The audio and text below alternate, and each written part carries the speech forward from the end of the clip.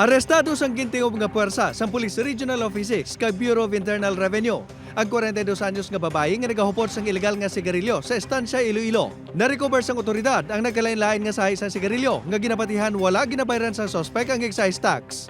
Naglabot sa masobra 25 milyones pesos ang tax liability sa suspect. Preso na ang suspect samtang padayon pa ang investigasyon sa PRO6 kung may grupo nga involvado sa smuggling sa sigarilyo. Patay ang rider kag angka sa motorsiklo sa magabunggo ini sa truck nga nakaparada sa kilid sang dalan sa barangay Carvasana, Kalinog, Iloilo. Sa investigasyon sang otoridad, halin ang mga biktima sa banwa kag pauli na kuntani sa nadisgrasya. Nakaangkon ang duha sang patal nga pila sa ulo nga gintunan sang ila kamatayon. Ginrescue ang bagong bunag nga lapsag nga babae nga nakitan sa katubuhan sa barangay General Luna, Sagay City. Suno sa nakakita, nagahapa ang lapsag kag nakakabit pa ang pusod. Ginaimbestigaran pa kung sino ang nagbilin sa lapsag. Ginaobserbahan man ang lapsag sa ospital.